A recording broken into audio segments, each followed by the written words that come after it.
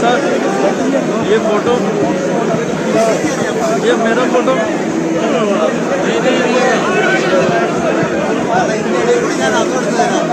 അവിടെ പോയിരുന്നോ? അഖിലാന്ന് പറഞ്ഞാൽ മതി. എൻ്റെ പൈസ അഖിലാന്ന് പറഞ്ഞാൽ മതി. അഖിലാന്ന് പറഞ്ഞാൽ മതി.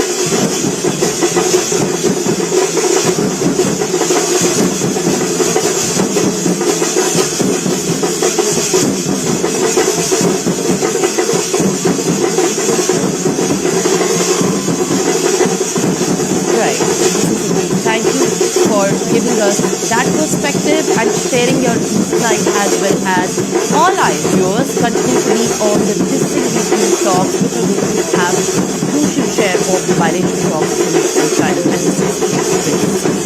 Now we're shifting up to the important story that we track the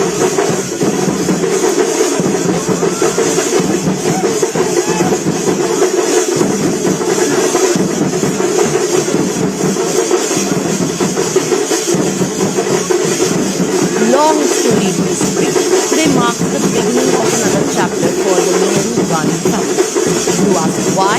As Priyanka Gandhi was going to file a nomination for Lok Sabha by-election from the Wayanad region. This is going to be a crucial step and a milestone for her political career as her political debut is about to begin.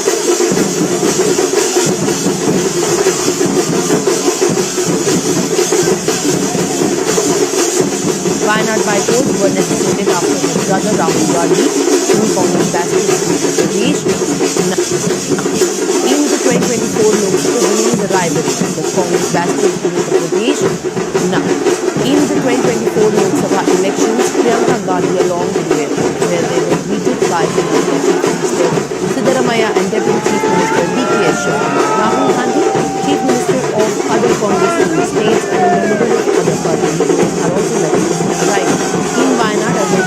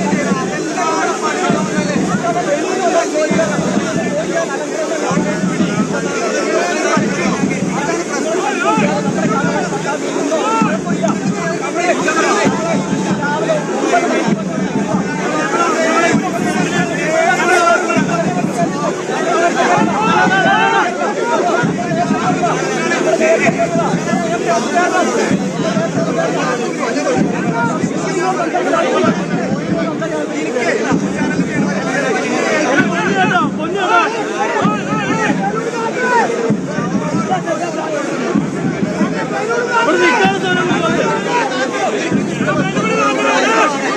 ചേട്ടാ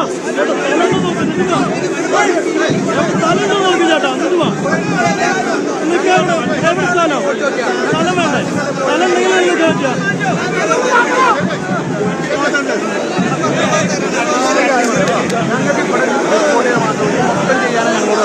അതിന് പൈസ വാങ്ങിക്കണം അപ്പം ഞങ്ങൾ എപ്പോഴും കൂടെ വെറുതെ അങ്ങനെ നിൽക്കണ്ടേ അവസാനം നേരത്തെ വന്നിട്ടുണ്ടോ അവസാനം പറയില്ലേ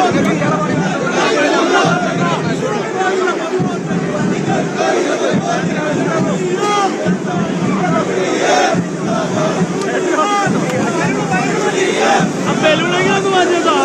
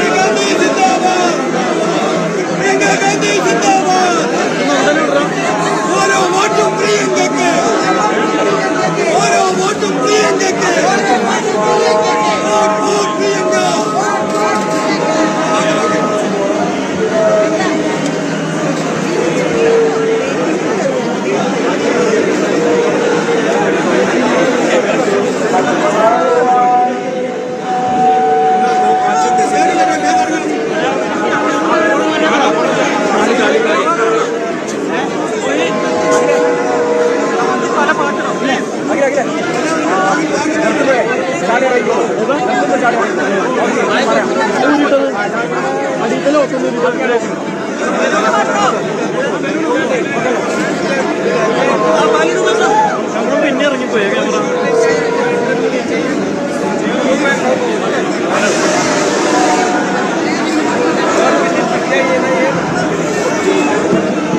ചേട്ടാ നിങ്ങളുടെ കാണുമ്പോൾ വിഷ്ണു വിഷ്ണു ഒന്ന് നടത്തണം ബെൻഡാവാണ് okay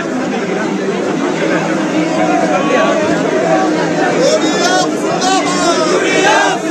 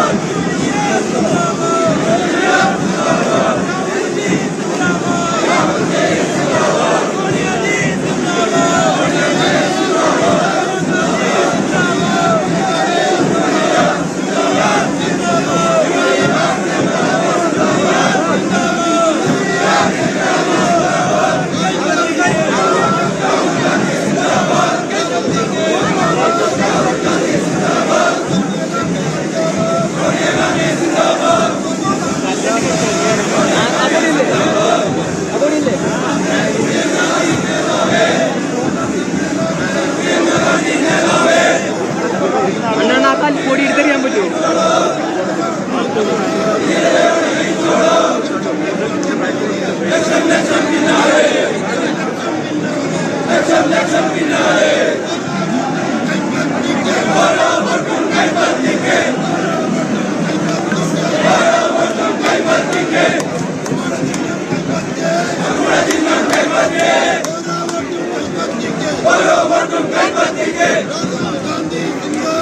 Rahul Gandhi Zindabad. Rahul Gandhi Zindabad. Political. Priyanka Gandhi Zindabad. Priyanka Gandhi Zindabad. Priyanka Gandhi Zindabad. Sonia Gandhi Zindabad. Sonia Gandhi Zindabad. Priyanka Gandhi Zindabad. Varam. Okay.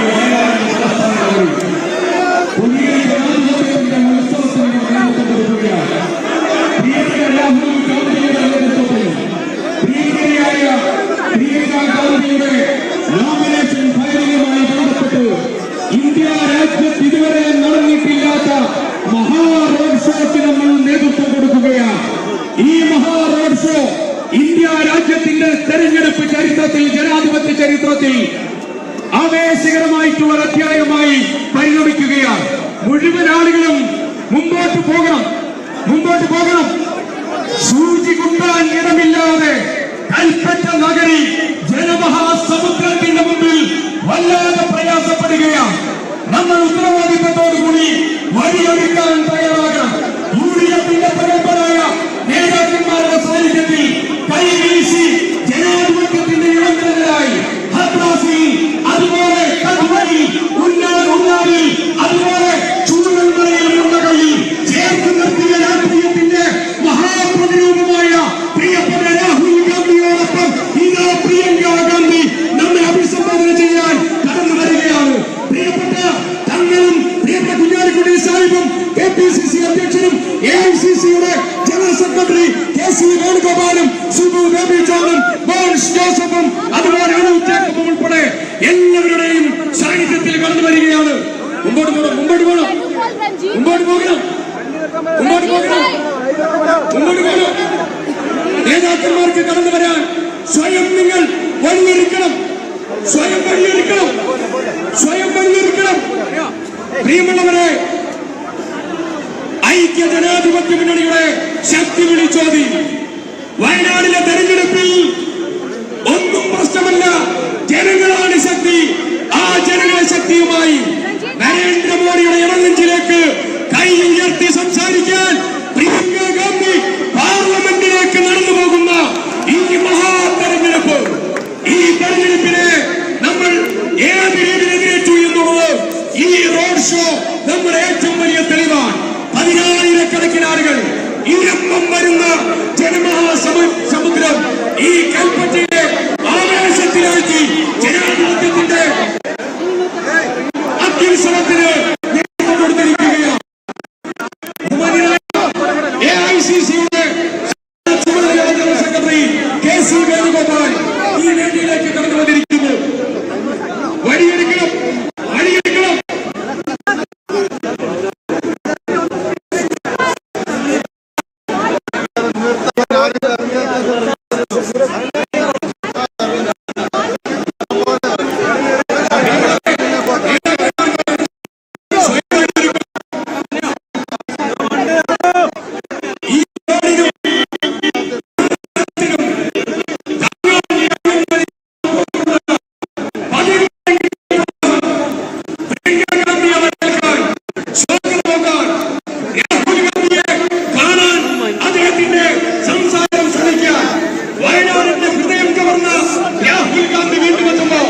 Priyanka Gandhi nomination കൊടുക്കുമ്പോൾ ഹൃദയത്തിലേറ്റി അവരുടെ വാക്കുകൾ ശ്രമിക്കാൻ, ആ വാക്കുകളുമായി പിന്നീട് പിന്നാന്തരം കയറിയിറങ്ങി ചരിത്രത്തിലെ ഏറ്റവും വലിയ മഹാഭൂരിപക്ഷം അവർക്കുണ്ടാക്കി കൊടുക്കാൻ പ്രതിജ്ഞാബദ്ധമായ അലമുറിയാത്തതായ പ്രവാഹം പോലെ മനുഷ്യ മഹാസാഗരം തീർത്തിരിക്കുന്നു ഈ കൽപ്പറ്റയുടെ ഹൃദയഭൂമി.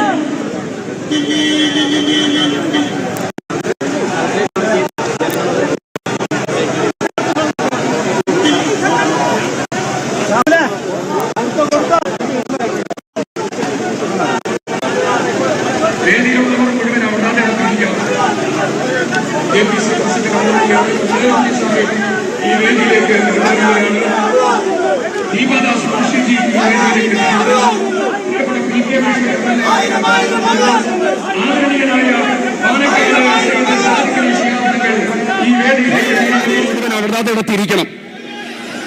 KPC പ്രസിഡന്റ് കടന്നു വരികയാണ്. കുഞ്ഞാലിക്കുട്ടി സാഹിബ് ഈ വേദിയിലേക്ക് കടന്നു വരികയാണ്. ദീപാദാസ് മുൻഷിജി ഈ വേദിയിലേക്ക് എത്തിയിരിക്കുന്നു. പ്രിയപ്പെട്ട PK ബഷീർ MLA അവർ കടന്നു വന്നിരിക്കുന്നു. ആദരണീയനായ പാണക്കാട് സയ്യിദ് സാദിഖ് അലി ശിഹാബ് തങ്ങൾ ഈ വേദിയിലേക്ക് എത്തിയിരിക്കുന്നു. പ്രിയപ്പെട്ട മോൻസ് ജോസഫ് MLA, പ്രിയപ്പെട്ട അനൂപ് ജേക്കബ് MLA, UDFന്റെ നേതാക്കന്മാർ എല്ലാവരും ഈ വേദിയിലേക്ക് കടന്നു വന്നിരിക്കുന്നു.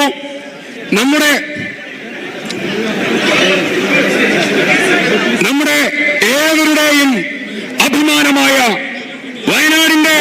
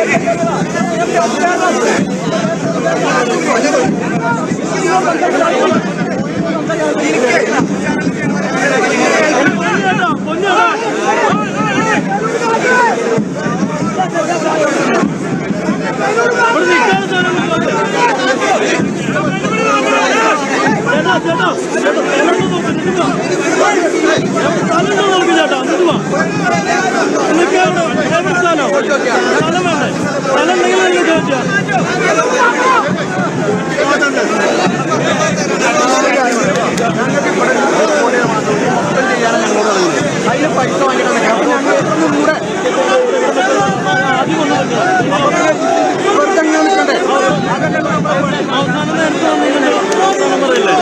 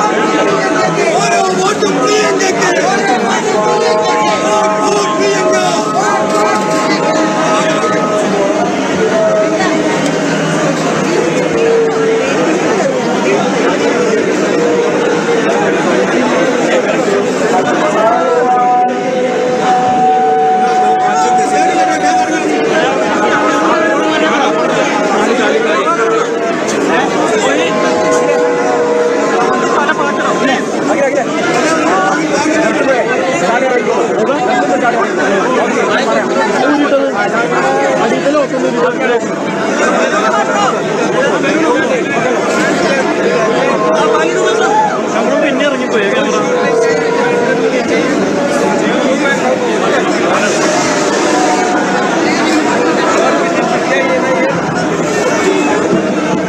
ചേട്ടാ നിങ്ങളുടെ കാണുമ്പോൾ ഇവിടെ വിഷു ഒന്ന് നീ ഒന്ന് ഒന്നിനു കൊടുത്തതാണ്.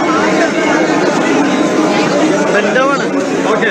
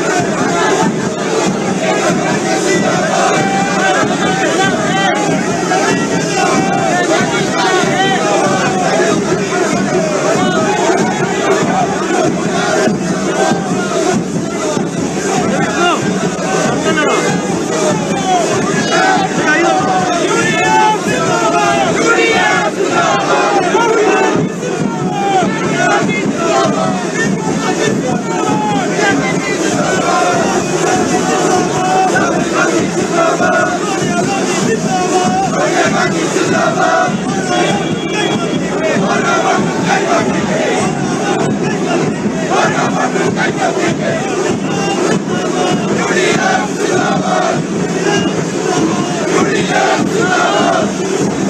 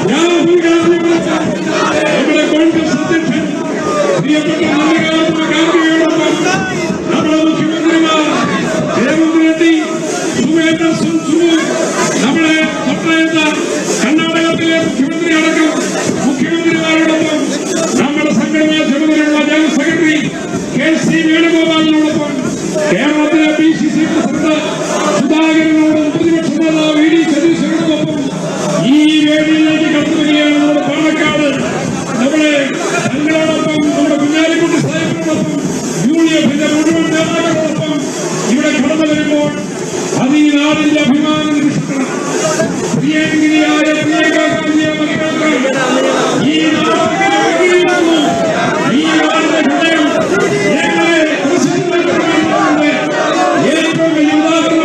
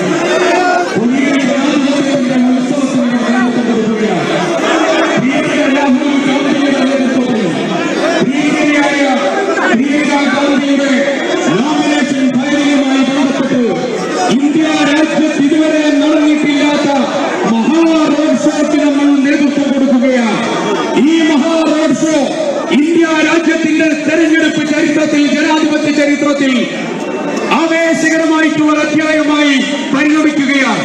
മുഴുവൻ ആളുകളും മുമ്പോട്ട് പോകണം, മുമ്പോട്ട് പോകണം. സൂചി കുത്താൻ ഇടമില്ലാതെ കൽപ്പറ്റ നഗരി ജനമഹാസമുദ്രത്തിന്റെ മുമ്പിൽ വല്ലാതെ പ്രയാസപ്പെടുകയാണ്. നമ്മൾ ഉത്തരവാദിത്തത്തോടുകൂടി വഴിയൊരുക്കാൻ തയ്യാറാകണം. യുഡിഎഫിന്റെ പ്രഗത്ഭരായ നേതാക്കന്മാരുടെ സാന്നിധ്യത്തിൽ കൈവീശി ജനാധിപത്യത്തിന്റെ ഇളങ്കലായി ഹത്രാസിൽ, അതുപോലെ കണ്ണൂരിൽ, ഉന്നാവിൽ, അതുപോലെ ചൂടുമലയിൽ മുന്നകയിൽ ചേർത്ത് നിർത്തിയ രാഷ്ട്രീയത്തിന്റെ മഹാപ്രതിരൂപമായ പ്രിയപ്പെട്ട രാഹുൽ ഗാന്ധിയോടൊപ്പം ഇതാ പ്രിയങ്ക ഗാന്ധി നമ്മെ അഭിസംബോധന ചെയ്യാൻ കടന്നു വരികയാണ്. പ്രിയപ്പെട്ട തങ്ങളും പ്രിയപ്പെട്ട കുഞ്ഞാലിക്കുട്ടി സാഹിബും KPCC അധ്യക്ഷനും AICCയുടെ ജനറൽ സെക്രട്ടറി KC വേണുഗോപാലും സുബു ബേബി ജോണും മോൻസ് ജോസഫും അതുപോലെ ജേക്കബും ഉൾപ്പെടെ എല്ലാവരുടെയും സാന്നിധ്യത്തിൽ കടന്നു വരികയാണ്. മുമ്പോട്ട് പോകണം, മുമ്പോട്ട് പോകണം, മുമ്പോട്ട് പോകണം, മുമ്പോട്ട് പോകണം, മുമ്പോട്ട് പോകണം. നേതാക്കന്മാർക്ക് കടന്നു വരാൻ സ്വയം നിങ്ങൾ വഴിയൊരുക്കണം, സ്വയം വഴിയൊരുക്കണം, സ്വയം വഴിയൊരുക്കണം. പ്രിയമുള്ളവരെ, ഐക്യ ജനാധിപത്യ മുന്നണിയുടെ ശക്തി വിളിച്ചോതി. വയനാടിലെ തെരഞ്ഞെടുപ്പിൽ ഒന്നും പ്രശ്നമല്ല, ജനങ്ങളാണ് ശക്തി. ആ ജനങ്ങളെ ശക്തിയുമായി നരേന്ദ്രമോദിയുടെ ഇടനെഞ്ചിലേക്ക് കൈ ഉയർത്തി സംസാരിക്കാൻ പ്രിയങ്ക ഗാന്ധി പാർലമെന്റിലേക്ക് നടന്നു പോകുന്ന ഈ മഹാതെരഞ്ഞെടുപ്പ്, ഈ തെരഞ്ഞെടുപ്പിനെ നമ്മൾ ഏത് രീതിയിൽ എതിരേറ്റു എന്നുള്ളത് ഈ റോഡ് ഷോ നമ്മുടെ ഏറ്റവും വലിയ തെളിവാണ്.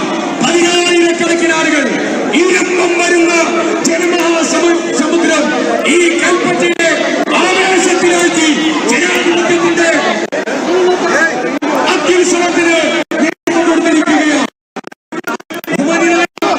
AICCയുടെ ജനറൽ സെക്രട്ടറി KC വേണുഗോപാൽ ഈ വേദിയിലേക്ക് കടന്നു വന്നിരിക്കുന്നു.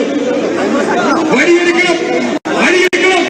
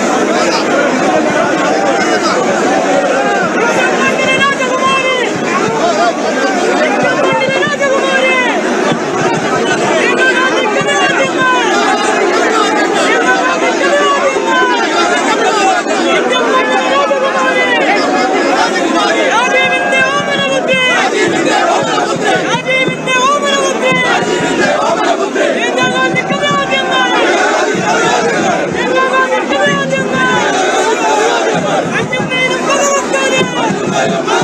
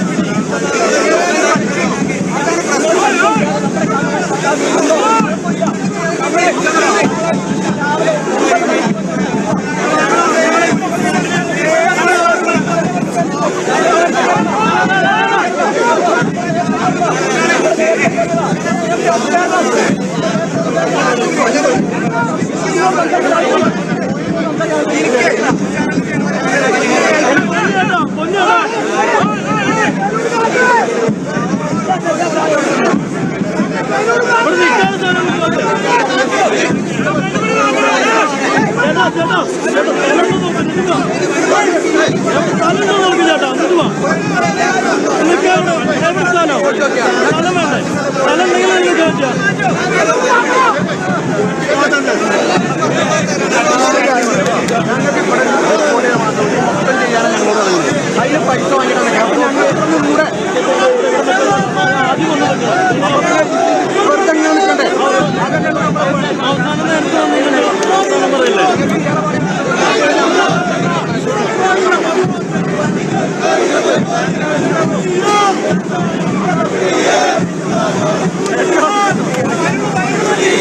ആ ബലൂണെങ്കിലൊന്ന് മാറ്റിട്ടോ.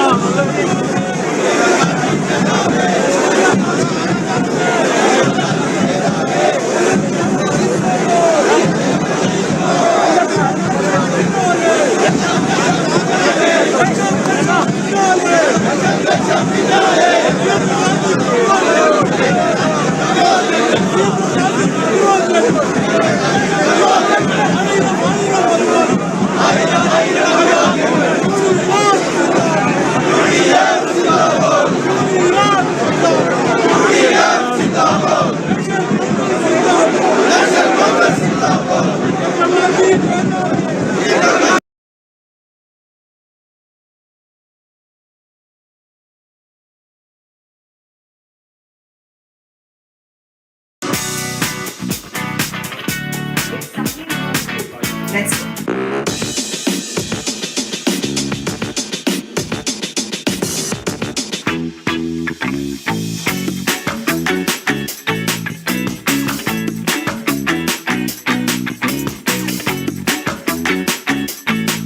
All camera rolling. 3, 2, 1, and cue. What exactly did you classify change? Well, there could be a time where in your vehicles you would not be using petrol or diesel, but a sustainable version of that fuel. But how will that happen? What are biofuels and what do we keep talking about when we talk about sustainable mobility? Transportation might just completely change for you and I, but we need to understand how that happens, why government is pushing so much for this buzzword that we use often, that is biofuels. We need to understand that and a lot more. So today joining us is Mr. Suhas Bakshi. He's the co-founder and CEO of Biofuel Circle. Mr. Bakshi, such a pleasure to speak with you. So nice meeting you. I was saying we are talking about future, something that would be absolutely different, and sustainable mobility, or how you would go around cities and towns would change as well. Can you briefly or just simply explain what biofuels are? How would that change the way we travel? Technical definition of biofuels is they are derived from biomass. Okay, so what is biomass? Biomass is generally the organic waste that we leave behind when we produce food of any type or when plants grow. So khet kachra in Hindi is biomass, or food waste from hotels or from our homes is biomass. Now, it's organic, it has carbon and hydrogen, and any type of fuel also has carbon and hydrogen. So lots of technology work has happened to figure out, can this biomass be converted into fuels which are modern day fuels? Now, what's the modern day fuel? When you and I fly, the aircraft is using aviation turbine fuel. Can that be made out of biomass? When you and I drive, we drive a car, it uses petrol or diesel. Can that be made out of biomass? Now, that has been a question which has been a prominent question faced by technologists around the world, and they have definitely found a solution to that. So I would say modern biofuels are those fuels which are made from biomass, but for end-use applications, which are today's end-use applications. Okay, so you spoke about different types of biomass. Are we already using, is there any proven technology where this particular waste will be used as biofuels? Is that already happening? So once again, let's draw a comparison between what are fossil fuels and what are the different applications of fossil fuels. What you and I don't realize is that the power which is lighting this room is most probably come from a power plant which has used some type of fuel. And in most likelihood in our country, that is a thermal power plant, which has used coal as a fuel. So you have solid fossil fuels. One of the most, I would say, organized and mature uses of biomass is replacement of coal in power production or energy production. So if you are just able to imagine that there is agricultural residue available at the end of a harvest season in a field. If you are able to gather that, if you are able to densify it, make it as similar to coal as possible in fuel properties, then it's a ready replacement. Now, this type of use has been prevalent in India for many years. Rice husk, bagasse, and several different types of agricultural residues have been used for power generation and steam production in industries for a long time. But given the fact that this is industrial end use, most people are not completely aware of it. And also, this is a small portion of the overall energy mix. For day-to-day fuel uses, such as petrol, we've been now using ethanol mixed in petrol for some period of time. World over, this has been one of the more prevalent uses of biofuels. So ethanol, which is made out of agricultural residue, coming in as a blending alternative for petrols, has been prevalent. India has a very ambitious target towards that. We've also been using in the recent past something called compressed biogas. This is being made once again out of agricultural residue or any type of food residue. The gas generated is similar in properties to natural gas or compressed natural gas, which is CNG, which is used in our taxis. So these have been some of the prevalent uses, though I would say they're just scratching the surface. We have a long way to go, but I think the journey seems to be quite clear to us now. That's interesting because, as I was pointing out earlier, the government is pushing a lot for biofuels. There are a lot of companies which are putting up biofuel plants or, as you said, compressed biogas as well. I'll talk about the market opportunity here in greater detail towards later part of this conversation. What I wanted to understand is what is the transportation or the lead period like when you get biomass from different sources to when it is converted into a biofuel? Is it difficult to obtain a raw material? How is the supply in this particular that's actually the crux of how to actually harness the potential. Let's start with the fact that one type of biomass is agricultural waste. कृपया ध्यान दीजिए, India के खाने की train boring station पे रुक गई है।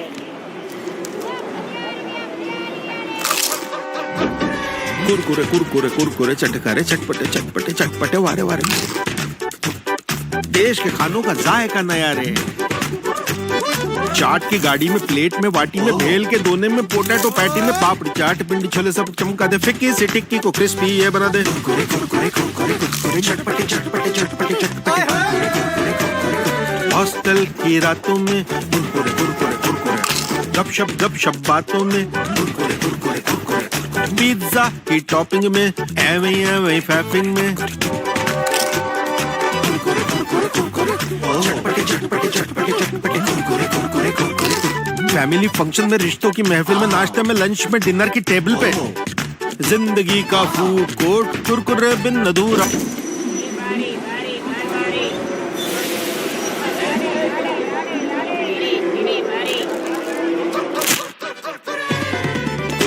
जब सेम टेस्ट से मन हटे, चटपटे से सब Kurkure.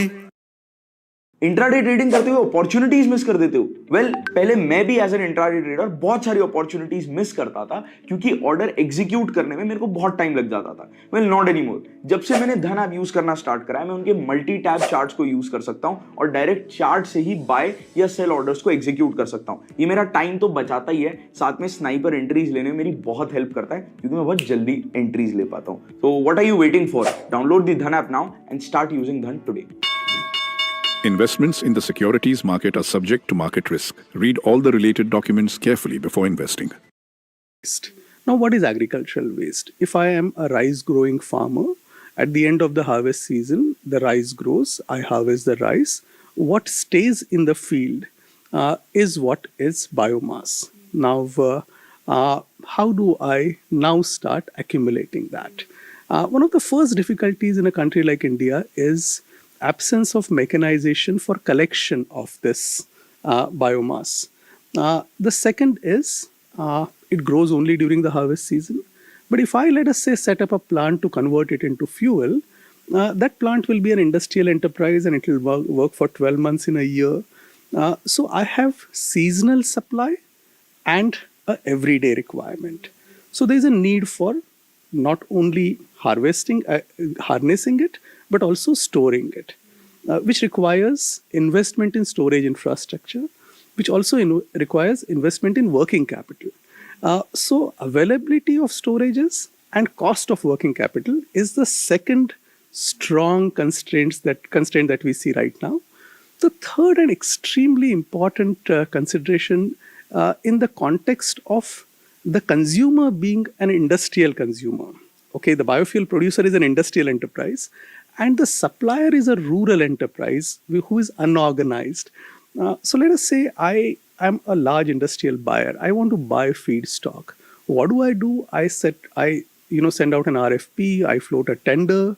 Now, the rural enterprises are not used to dealing with industrial enterprise and their purchase process. So there's a disconnect here. So I would say these three are, as per my standpoint, three of the strong constraints that we see in India right now. If we are able to surpass these constraints, then potentially more than 200 million metric tons of biomass, just as agricultural residue, is available for harnessing in India. That is 17% of India's energy need. So this is huge. This is huge. So then, how much of it are we able to use right now for industrial use out of this 2 million metric tons that you said, which we could potentially use? Is the current usage way lower than that number? It's, I would say, at the most 20% of what is available. And so clearly there's a work to be done. Look, the fossil fuel supply chain took 150 years to build. So you've got a global supply chain of crude oil, you've got a global supply chain for coal, you've got a global supply chain for everything. But look, it has taken a long time in making. This is an opportunity which is a big opportunity. But to create a supply chain and which works in exactly similar structure as the fossil fuel supply chain, I think we have an opportunity. But we have to do what was done in last 150 years in probably a very short period of time. But the advantage also is that we are an agricultural economy. So we do have raw material available here. We don't have to depend on imports for anything for that matter. We are self-sufficient here. So where does Biofuel Circle come into the picture? What exactly are you doing here? So look, when we looked at the constraints, we felt that, technology has come to a point, especially information technology has come to a point where there are so many things which are possible with the use of information technology. Let's look at something like, OLX. I'm having, a used cupboard or a used sofa in my house, and I put it on OLX, and somebody comes and has a look at it, and, before I know it, it's gone. Now, can I create a similar possibility for somebody who's a farmer and who has waste, right? Can I use technology to show him possibilities and to make sure that he's actually able to earn out of the waste that he has? That's the first point of intervention or the first point of arrival for Biofuel Circle. The second is, can I actually create an entrepreneur out of somebody who is just having a tractor lying idle in the rural area? Because after the harvest season, the use of tractors in rural area is sporadic. So there is idle capacity available.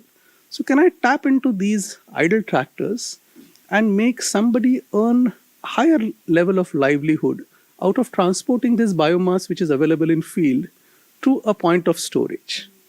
The third point is, can I create a storage, and we call it biomass bank. So we create a biomass bank like a blood bank. You go and deposit biomass there and you get paid for it. Okay. The fourth point of arrival is the equipment, which is mechanization equipment. So we rent out mechanization equipment. And the last bit is we have a B2B e-commerce platform which connects all of this to industry. So, you have on one digital platform, each one of these activities happening. You can look at it as an independent sphere in itself, but together it's an ecosystem which allows industry to connect to rural in a very, very efficient manner.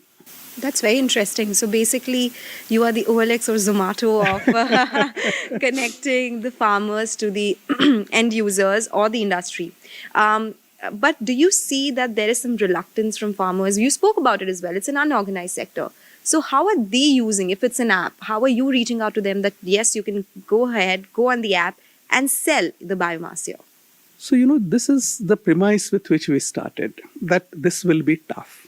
But to our surprise, we found सरसों के तेल की खुशबू से घर का खाना ही नहीं, हमारी परंपराएं भी महकती हैं।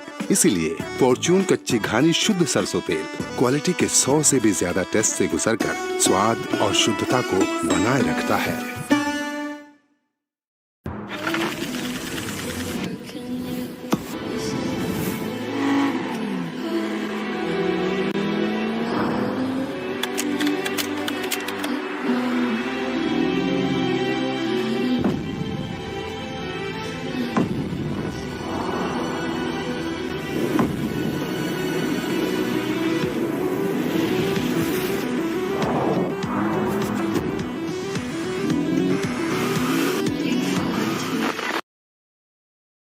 found that the farmers were not reluctant because, look, gone are the days when you look at a farmer as somebody who is relatively undereducated and unaware.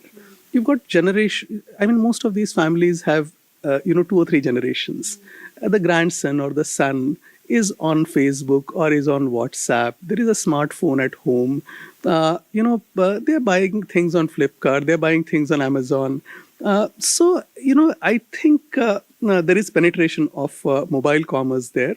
And we did not find them to be difficult set of people to actually onboard. So this was a myth which was actually broken when we, in just 1.5 months' time in the district of Mathura in UP, we were able to onboard 7,500 farmers on the platform. And each one of these farmers in the end got paid in their UPI account for the biomass that was made available by them. Oh, so talk about technology enriching lives. How many touch points have you been able to, go through because of this app?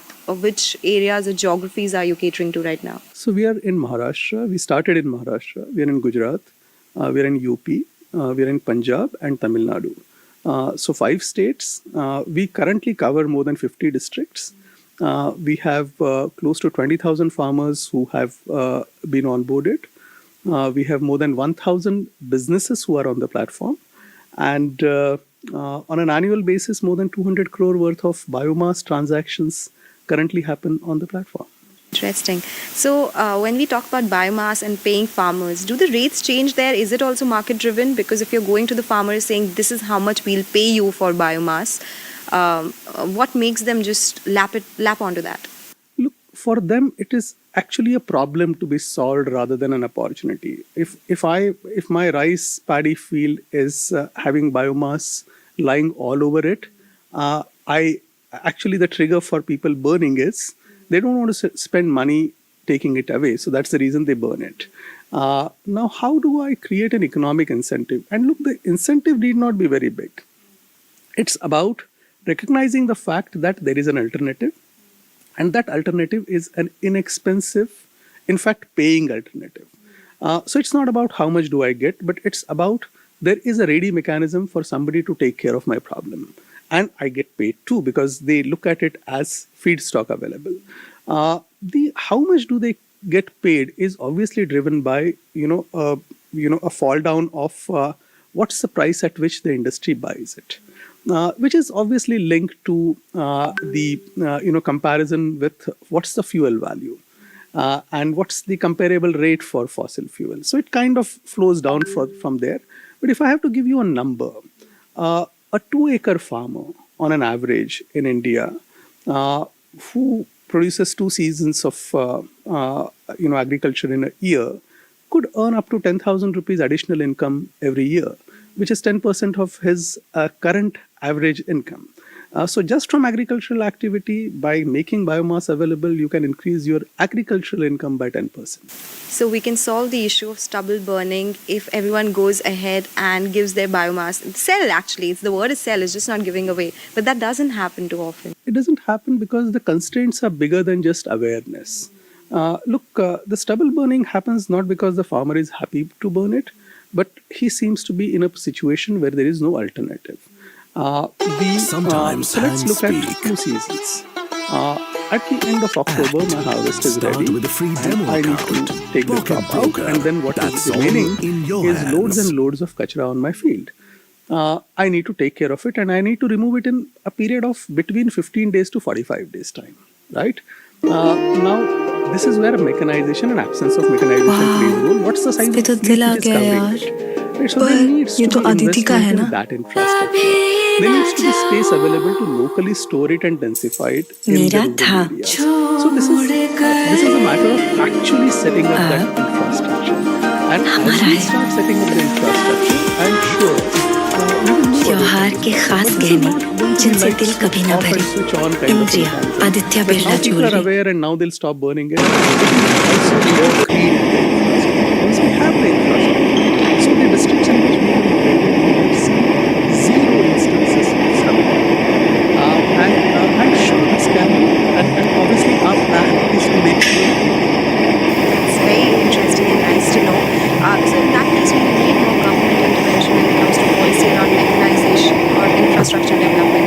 Is there a policy in place? There is a strong push on policy. So for example, with these different techniques, let's say corporate biogas techniques, or second generation ethanol as techniques, or drop-in biodiesel as techniques. So for each one of these enterprises, investment in aggregation machinery is now seen as a subject of subsidy. So the government subsidizes purchase of it. The government also encourages farmer-producer companies. The farmer-producer companies are companies which are coming into the picture as farmer collectives. And so if there are farmer collectives in the rural area, and if the farmer collective wants to invest in the equipment, once again they get this subsidy. So there are several different models of enterprise there is a strong push towards investment in infrastructure. There is also, in several cases, a combination of reward and penalty which local administrations offer for making sure that stubble burning does not happen.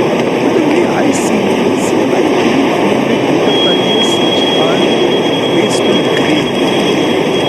We need to create enterprises which are based on waste, and this is a parallel ecosystem.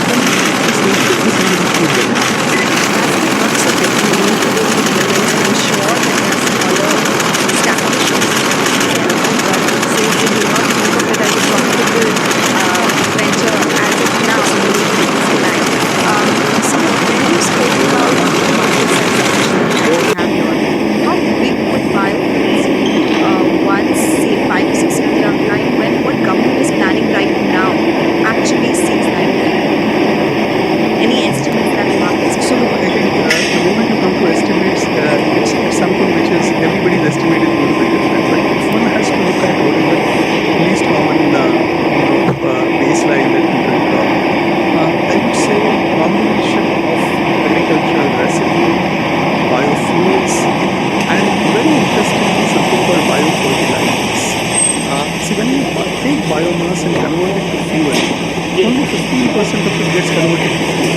See, chemically, what you're taking is mixture of carbon, hydrogen, and several other elements which have come from the soil.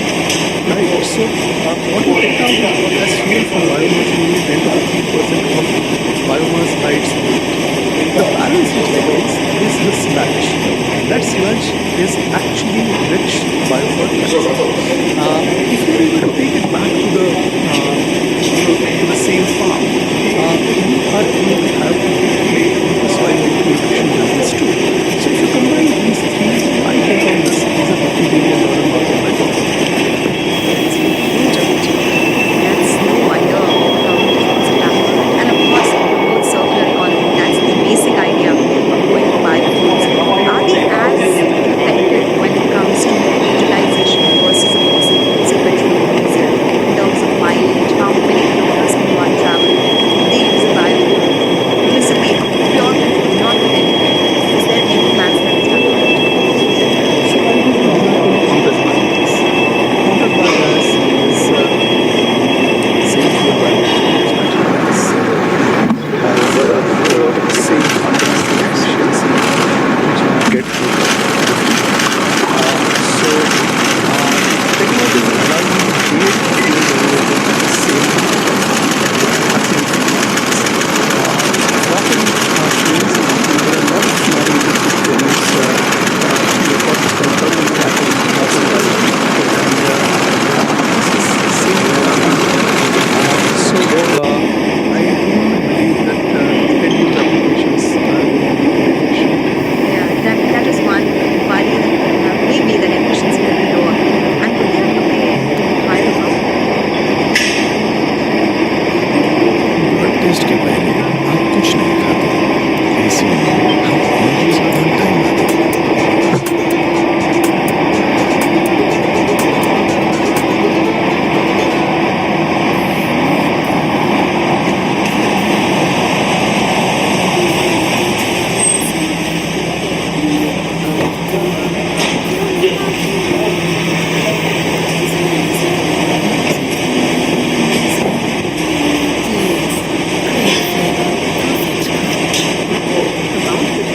I wouldn't say because petrol and diesel are already quite expensive. So I wouldn't want to say anything positive in that, but is that So I do not know how will the pricing mechanism emerge over a period of time. Right now, almost everybody pegs into what is the current price of the equivalent fossil fuel, and that's the price at which you will have it.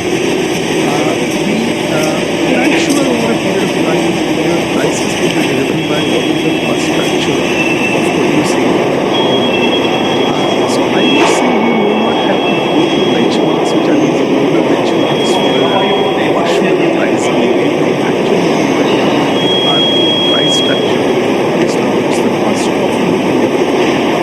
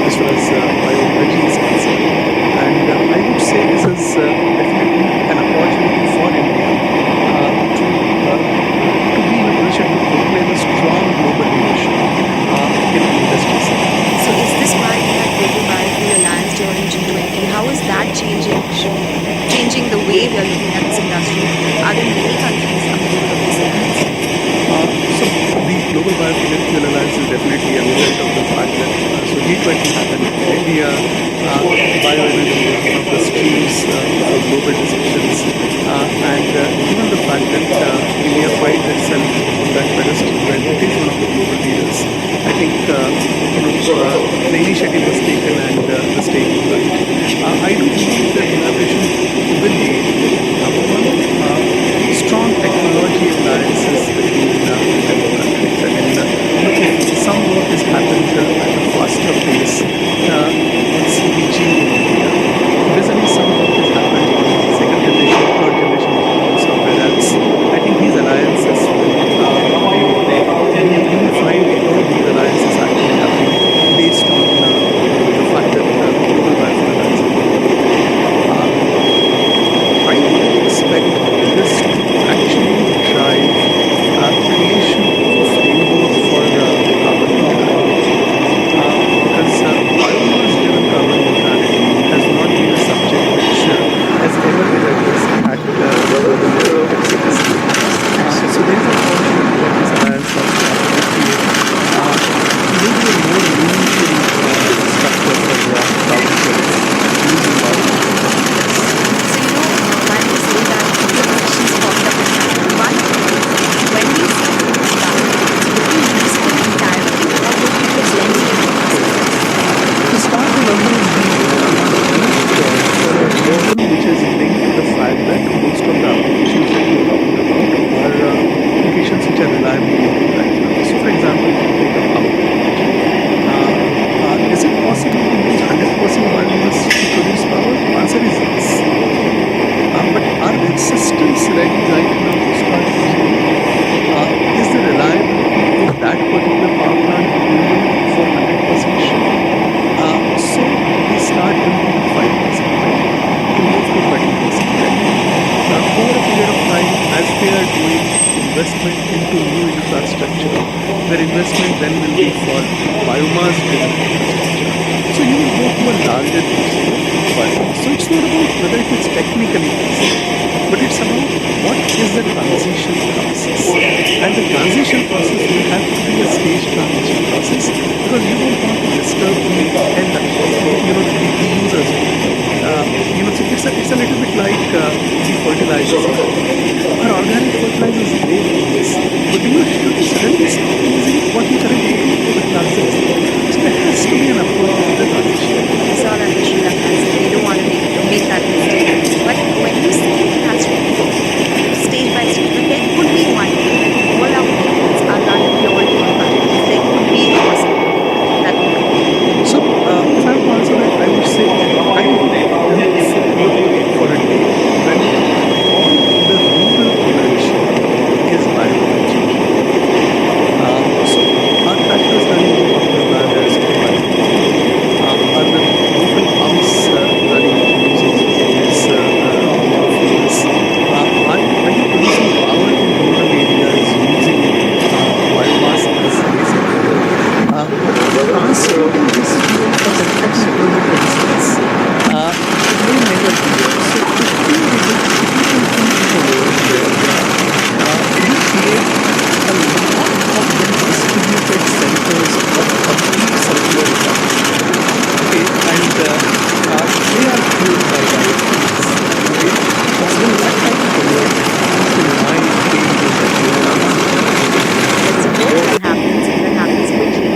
While we're talking about ethanol blending, recently what happened with sugar mills is they were asked to blend the molasses to sugar out versus ethanol. Do you think that is something which would hurt the targets that we have in terms of 20% blending? Or do you think government intervention sometimes could hurt the sentiments?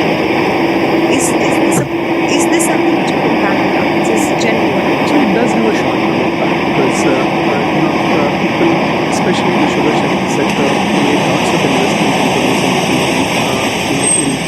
So from that point of view, there was a setback, and hence I would say that a policy turn like that definitely has a negative impact.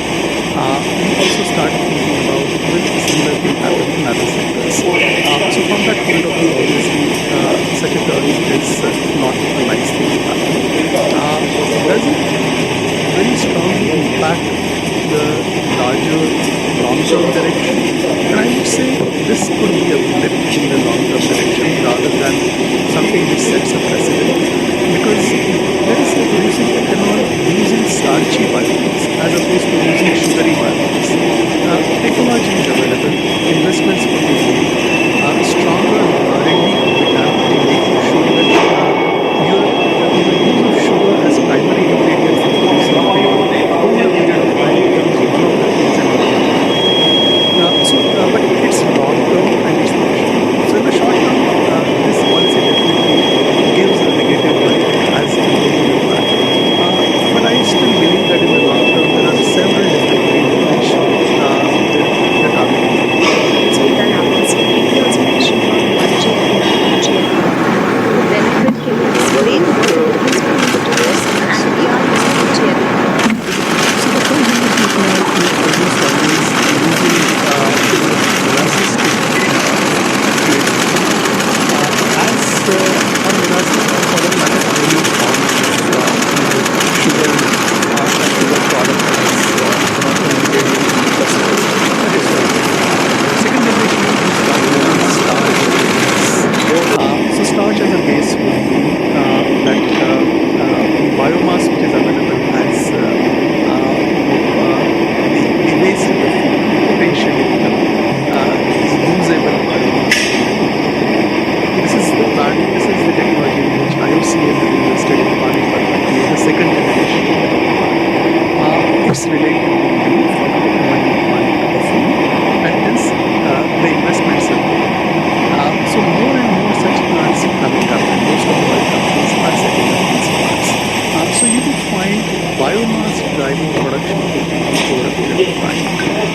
Even here, there could be several different ways to look at how to drive the feedstock availability in ATL. So I would say, as we move towards second generation future of ethanol, you would probably see different type of ethanol manufacturers as opposed to what we see. So which are big players right now investing in this space? You said some of the oil marketing companies, IOC, putting up the Panipat plant. Are there any other companies which are taking big strides in the biofuel space? So there are, private sector and public sector companies which are taking big strides. The companies which are making big investments in the biogas space includes the Reliance company, includes the Gandhis, there is the German multinational called Biofuel. So these are some of the stronger names. In addition to investing in like oil, HPCL and PPC. So these are the companies who are making very large investments. You do find sugar sector becoming quite alert to the fact that this is a fundamental diversification possibility. You do find a lot of power sector PPC companies looking at this as looking at present. And one of the places you find companies looking to things like biochar. Biochar is an interesting alternative. Can I get biomass and not only fuel space, so that's also a possibility. Technology shows various different pathways, and you see companies making investments. In some places small, but in some places very big and ambitious. The last couple of conversations that I had, the whole point has been how people use that technology for distribution. So you have the product ready, but you need to distribute it well. As you said, you need to go across to villages and ensure that they look at it as an entrepreneurship opportunity rather than thinking that it will take so much investment. But thank you, Mr. Bakshi, for such an enriching conversation. We learned so much about such a technical conversation generally that people would say, what are biofuels, how will it impact everyone? And as you said, some big companies are making some big investments and they have ideas here as well. It's such a pleasure. Thank you so much. Thank you so much. Okay, all right. With that, we'll wrap on this conversation. But you keep writing to us. We've been getting a lot of queries, a lot of comments. So let us know what you want us to talk about and we'll do that on this podcast again. But thank you so much for being such an amazing audience today. Thanks a lot.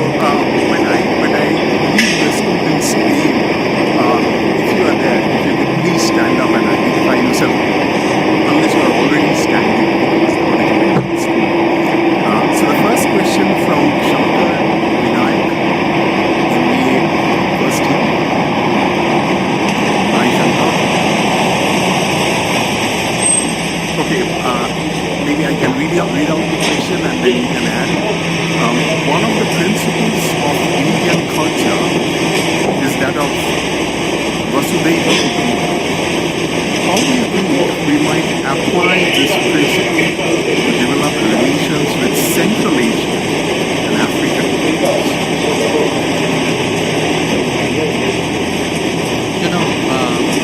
Would you like to add?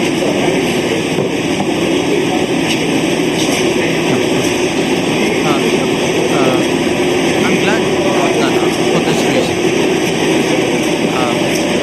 I was in New York this September. Every September, all the 190 something countries of the world gathered in New York. And I met roughly about half the foreign ministers. And I cannot tell you how much our contribution, more than that, I would say mindset during the war has impacted. There were countries in the Caribbean, countries in the Pacific, countries in Africa. Came across, and some of these countries we moved very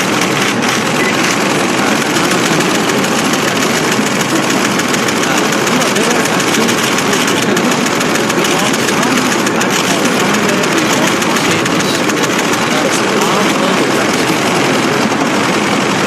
came when you are still vaccinating your people. And we know there were others who were better off than you were, who probably had more vaccines per capita than you did. But you had the heart to do this. So, it speak about Vasudhaiva Kutumbakam, world as a family, etc. The reality of that COVID era was also we saw the selfish side of it. I mean, there were countries who clamped down on, there was a big struggle in 2020 for PPEs and masks and ventilators and, the initial set of medicines. There have been countries who were incredibly generous, there have been countries who were not. I'm not passing a judgment on those who may not have, done all that they could. I'm only saying today the feeling in the world of what we did. I think Indians need to do this, appreciate this, because sometimes we ourselves take good days for granted. We live, we're a big society, we are in the midst of our own debates, we most of the time are very good to ourselves. But there is an enormous goodwill today in the world, including, by the way, in Central Asia, Africa, Central Asia, other countries. But put COVID aside, you would be perhaps a little surprised to know how many countries in the world today we are active in sharing our collective experiences. When we speak today of digital delivery, or we say, our cables, or we are doing distance education, or we are propagating e-health. A lot of this has actually happened in different parts of the world. Again, innovate absolutely this to be coverage of it. But over the years, I would say particularly in the last decade, our global India is seen today also as a provider of experiences, of best practices, sometimes of resources, sometimes of opportunities. So when I speak about rising in the world, rising in the world is not just accumulation of power. Smart power is also one where you make the oldest management group in the world, making friends and influencing people. A lot of diplomacy is about making friends and influencing people. And I would suggest to you, if you go through a lot of what the world says about us, you will find that very, very interesting. Thanks so much. Next question from second year.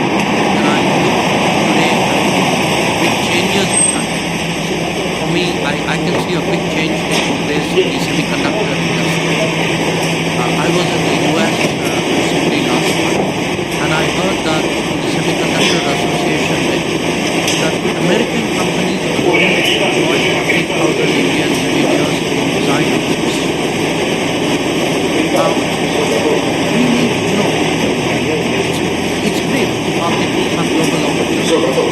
But it's also essential that our entrepreneurship take full advantage.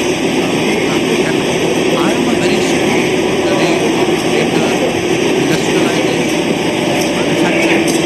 I think this idea that we are naturally born service economy very bluntly is I think this is a way of rationalizing our failures. A country like us has to have a manufacturing muscle if we are to grow. And by the way, that applies especially to defense. And the interesting thing is, we just come out of we just come out of the defense expo just now in Gandhinagar, and one of the readouts this time was Indian companies, especially Indian startups, under the defense tax. There are young people who actually have produced initiatives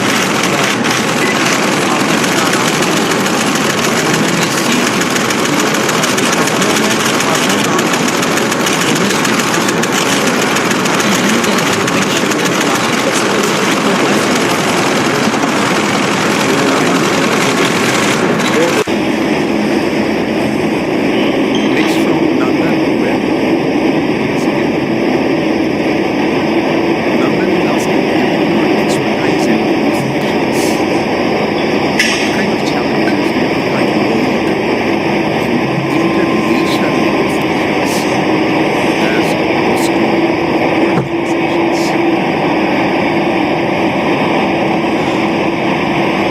You know, all of us negotiate all the time. Sometimes we don't do it, but we do. If you are a professional negotiator, that's the biggest problem you have even in your own family. Your family suspects you are negotiating. Now, the difference between international versus corporate. By corporate, I assume you mean domestic corporate. I mean, when you are negotiating, what is the big challenge? It's not really negotiating. I mean, negotiating, competing in anything is to read the mind of the other one. I mean, that's what it is. So before they make their move, you have anticipated their move. They have probably anticipated what you have anticipated, and you have to now figure out the next step. And it's true in negotiation, it's true in sports. I mean, if you watch a cricket match, the person coming into a bat is going to figure out who's going to bowl, and the person going to bowl is figure out how the person going to bat, how to react, what he's going to do. So life is negotiation. But the challenge of negotiation is to understand the mind of the other. And in a cross-cultural setting, what makes international negotiations possible is the other party is looking for that their mental health is not something that is really understandable. So what happens for a lot of us, there is only possible negotiation because they are in the blaming your own efforts. You know the things that are not your field setting is perfect. But if you on a tour abroad, that's why tours abroad are very challenging. Because now you're in an international setting. You haven't got all the parameters, you haven't read the minds of that person. That's not international. But in the corporate, since I had a brief incarnation, I would say, many of the same principles apply. Perhaps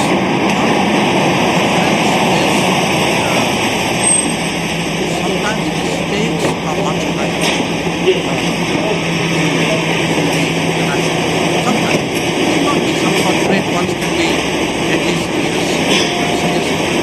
But I would, if I were to take my three incarnations, the long foreign diplomatic incarnation, the short corporate interaction, and now my journey, I'm a student in politics for the last, practicing politics for the last 2 years. I would still say the international one is most complicated because there are so many more variables that you have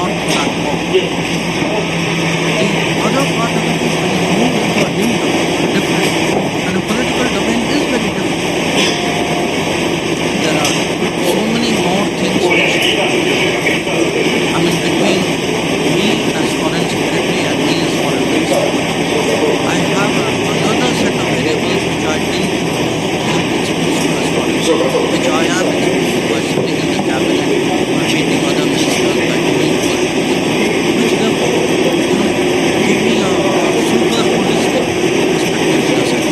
So it is a constant challenge. But I would say one to enjoy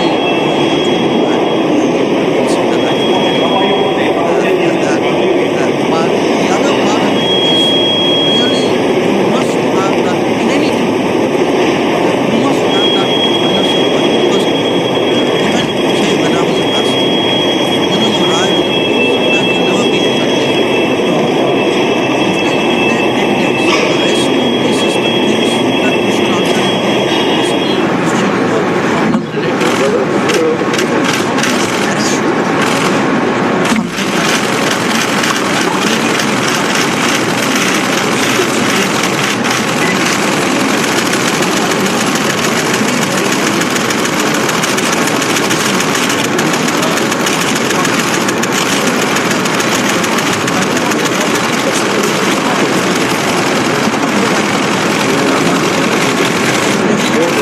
that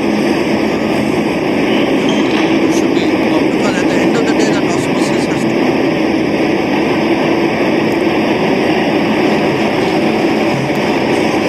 Next one from Professor Shubhi.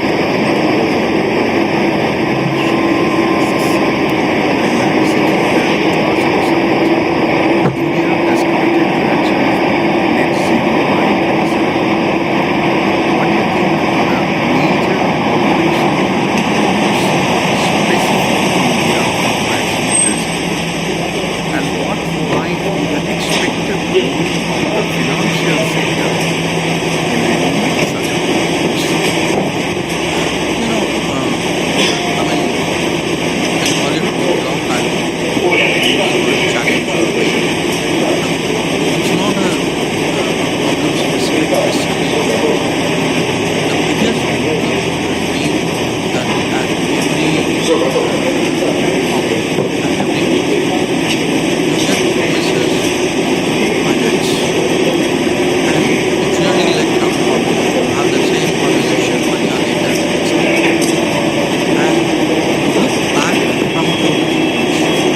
The fact is that the promises of climate finance have never been taken seriously by the government. They keep saying it, then they will do very creative finance, creative numbers to show something. The reality is this, the vehemence of the rhetoric has never been matched by putting money on it.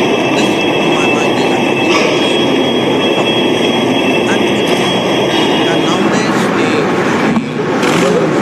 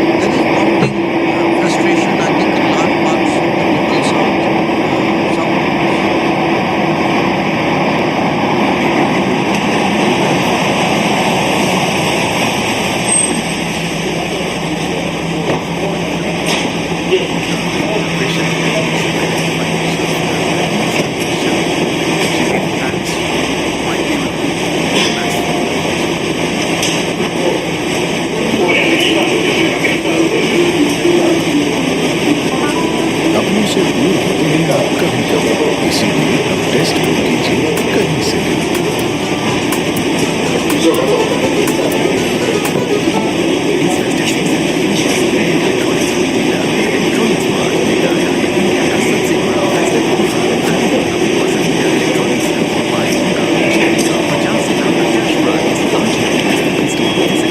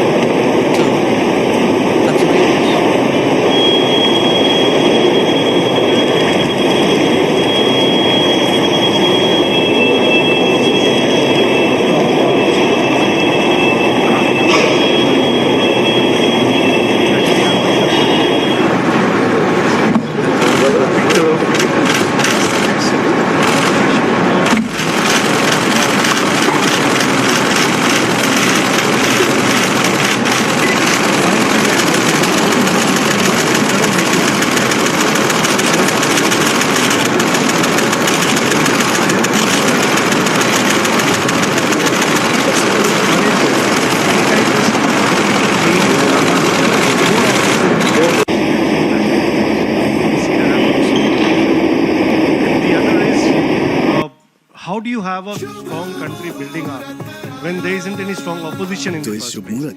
We have the government, but there's not a strong opposition also to kind of keep the, kind of a little balance around the functioning of the government. So how does all this kind of combine together to put India in a leadership position?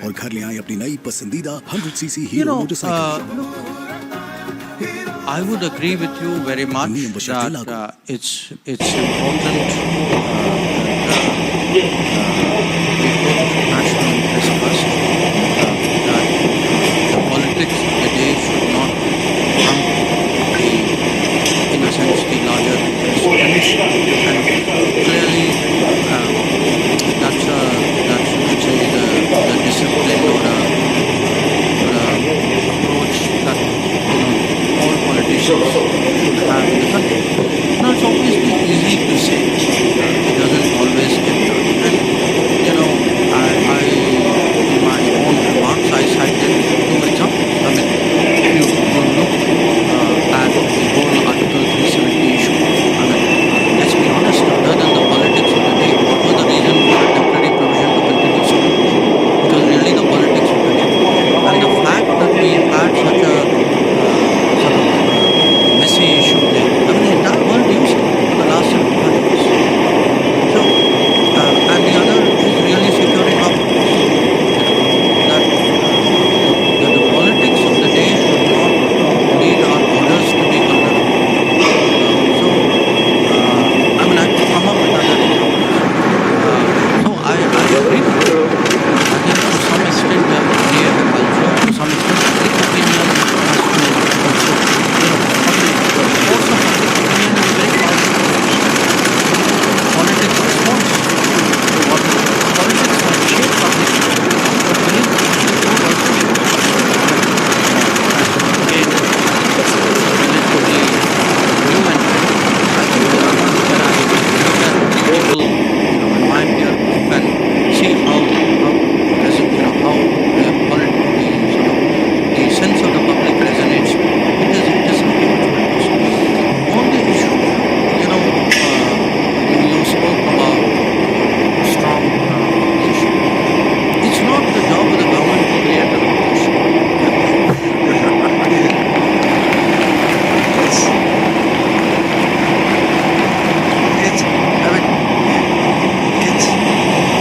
But bear in mind, we are a very diverse country.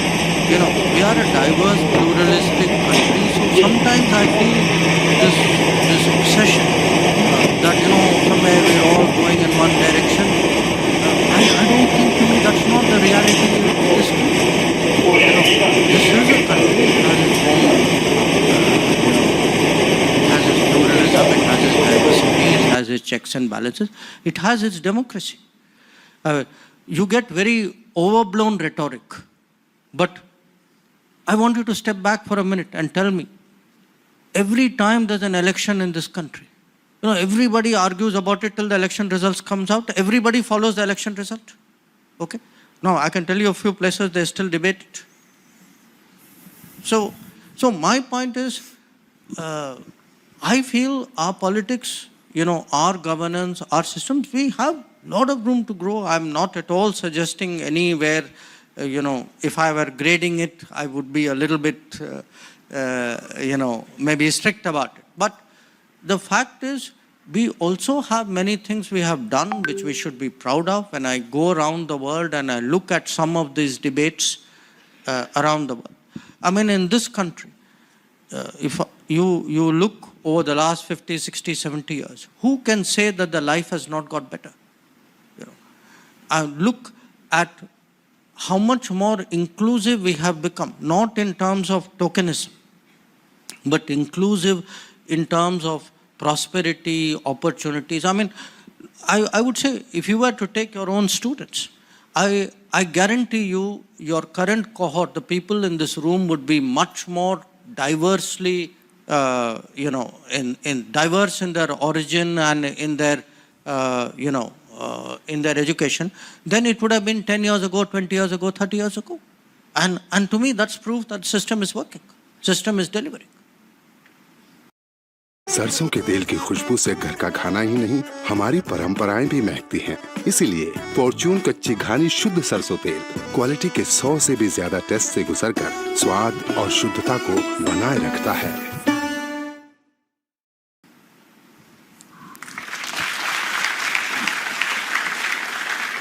Maybe the last question. Hello, sir. My name is Mahesh. My question is this: any special policy regarding context of defense. But if you look today at what are the big imports of India, the big imports of India are oil and gas, electronics, and fertilizers. These are actually like right up there. The problem with fertilizers is lot of them, a big part of the fertilizer industry is directly linked to gas. Yeah. So there are limits to what we can make economically at home. But this is where diplomacy comes in. That it is today, for me, when people speak foreign policy, diplomacy, it's not that airy-fairy stuff, saying the right things at the right place, etc. To me, these are bread and butter issues. If I, at the end of my day, say today I have made sure that an Indian consumer is paying less for the petrol at the petrol pump, an Indian farmer is assured of fertilizers at the right time, an Indian household is getting its, food and cooking oil at the right price. To me, these are really my benchmarks of what is successful diplomacy. And in the last few months, especially after the Ukraine conflict started, but even prior to that, we've been working very hard at diversifying our sources of fertilizers, at trying to reach long-term understandings with suppliers so that we stabilize it for our farmers. We've had a reasonable measure of success out there. I mean, there's still work to be done, but it is something very important because I do see a period where I'm absolutely convinced that this country will emerge actually as a serious agricultural exporter.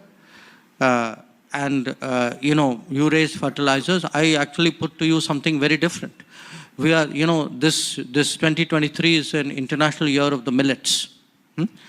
If you look at the tradition, the history of millet production in India, it's a very long history. A lot of people ate millets till the new cereals came along.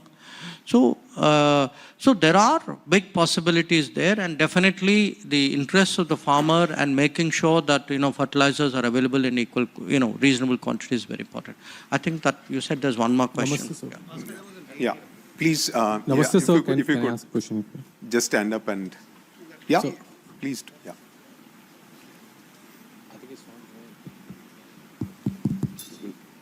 This would be the final. So can we take one question from the top? Yeah. Okay. Wait a minute. There's one here, then you. I wanted to ask that you talked about globalization and technology and the global supply chains and how does it affect the current scenario. So considering our neighbor and considering that Taiwan is a mega hub for semiconductor fabs, what is our diplomatic stand regarding Taiwan? Interest of time, shall I take that one also? I think that would be nice, yeah. Okay. Namaste, sir. My question to you is that how does the mood swing of Uncle Sam affect our algorithm to deal with them?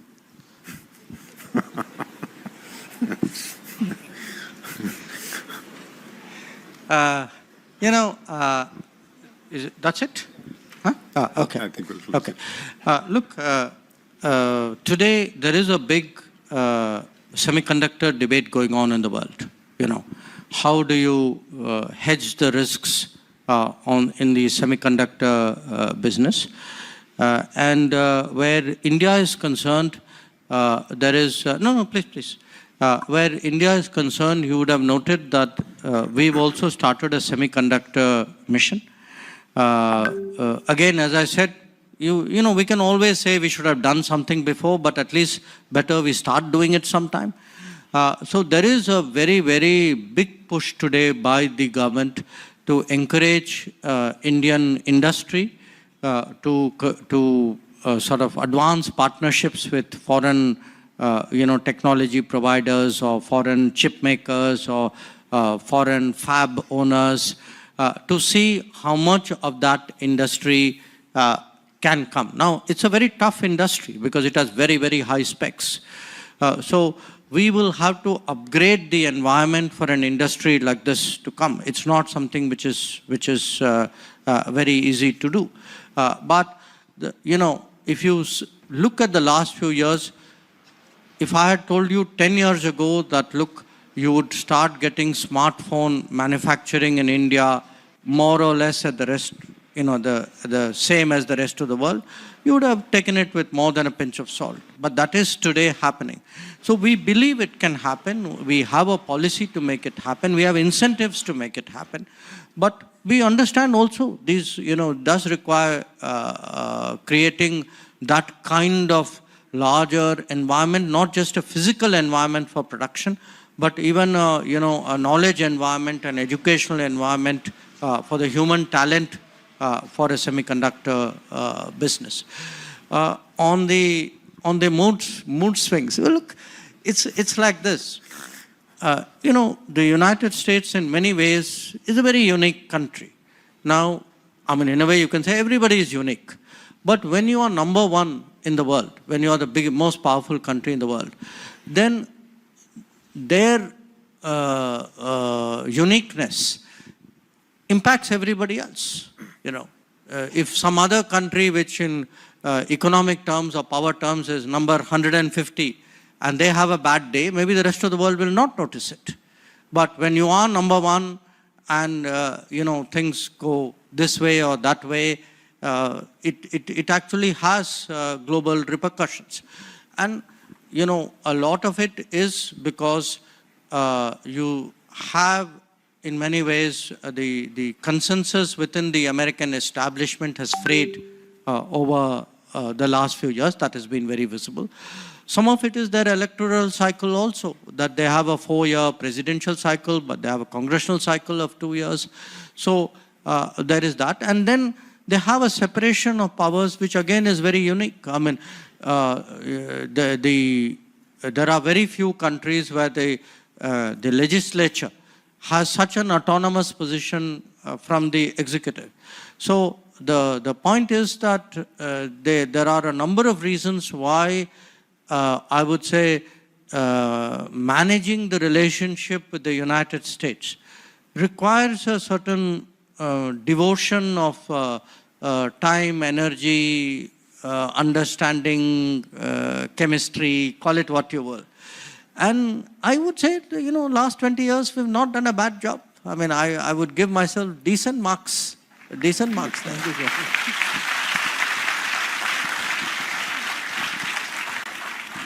sir. ये dining table किसी दरबार से कम नहीं होता है. संतरी होते हैं, मंत्री होते हैं और होता है सरताज. आशीर्वाद सिलेक्ट आटा से बनी रोटी. एमपी के खास शरबती गेहूं से बनता है आशीर्वाद सिलेक्ट आटा. रोटी मखमली इतनी की हथेली में समा जाए और खाओ तो पेट में नहीं, सीधा दिल में जाए.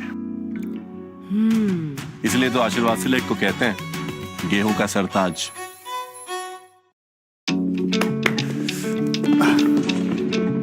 फिर वही सोन पापड़ी. हर बार दिवाली पे सेम सोन पापड़ी. पता नहीं कितना सोन पापड़ी खिलाओगे. खा खा के शरीर से पपड़ियां निकल रही. इस बार सोन पापड़ी नहीं, सोने की चीज दो. एक बेडशीट में 2 बेडशीट का गिफ्ट दो.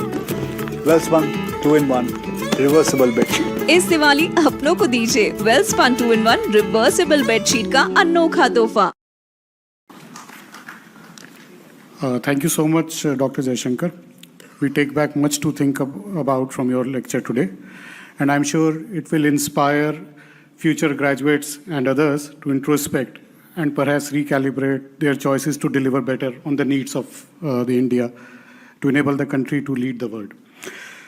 We'll now be opening the house for questions and answers. And for this, may I request Professor Bhaskar Chakrabarti, our Dean Academic, to please moderate the Q&A session.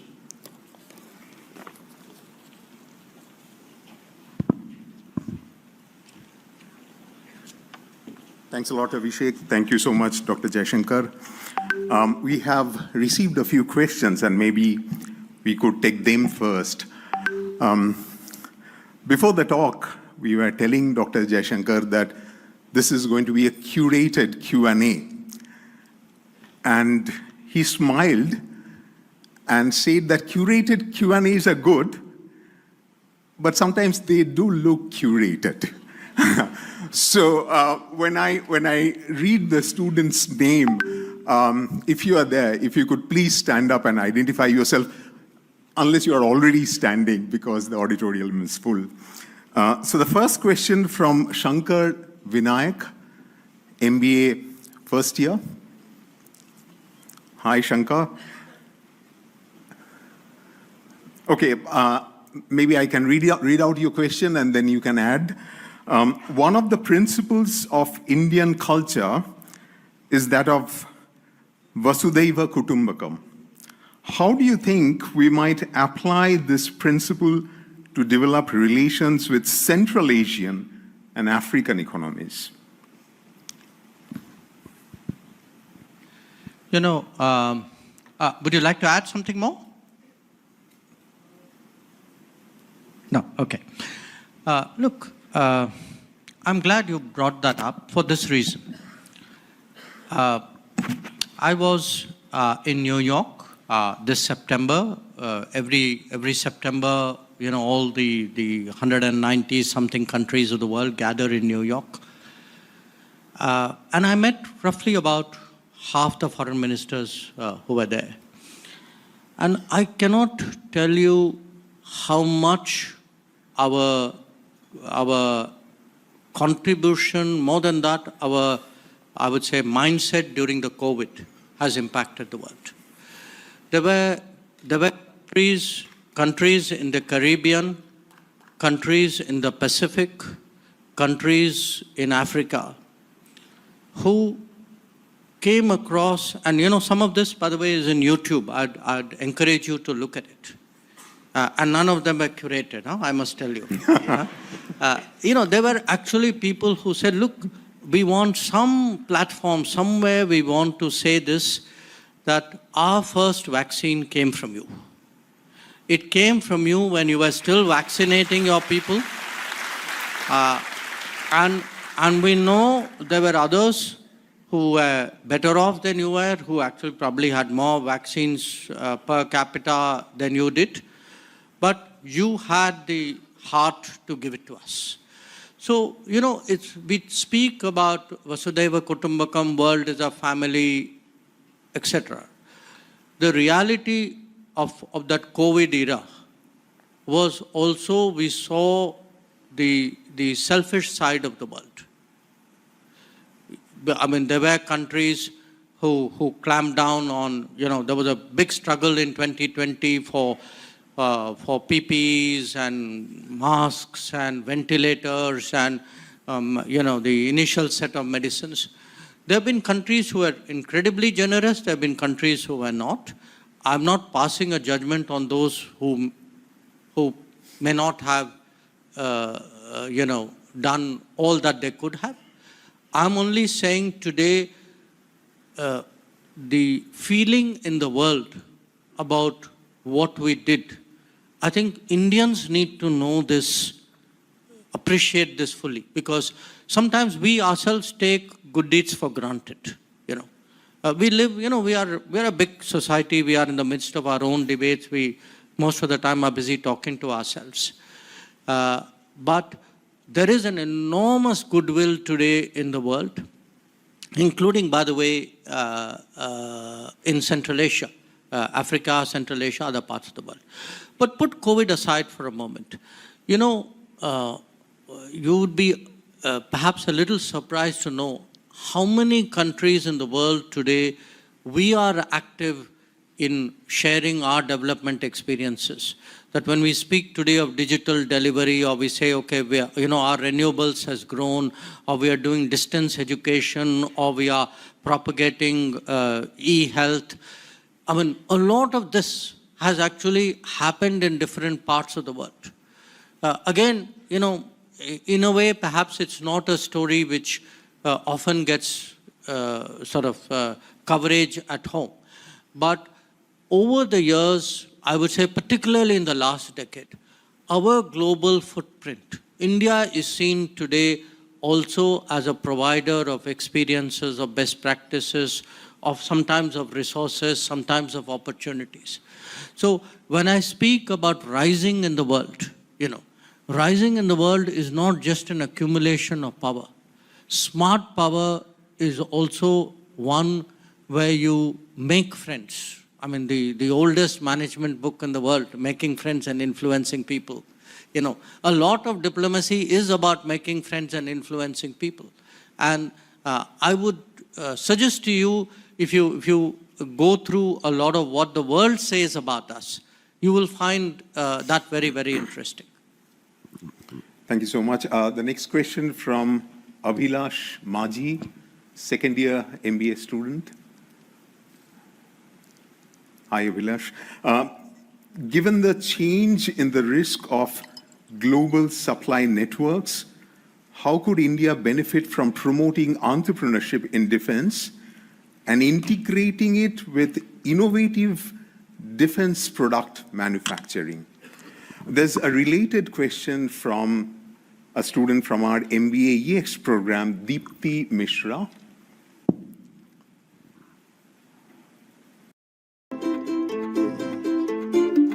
Blood test के पहले आप कुछ नहीं खाते, इसीलिए हम always on time आते।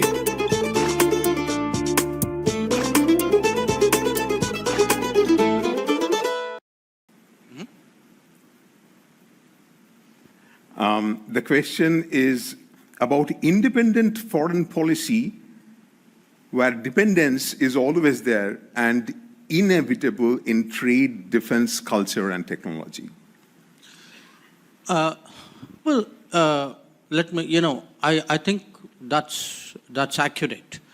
I don't think in this day and age, any country can say we are not dependent on something. Question is the extent of your dependence and what you do to mitigate it.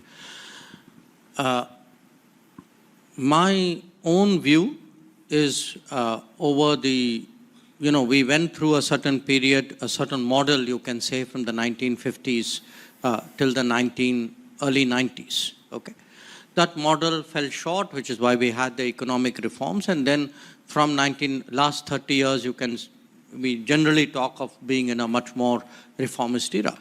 But in this period, a country of the size of India, the bigger you are, actually, the more important it is that you are not hugely vulnerable to the world.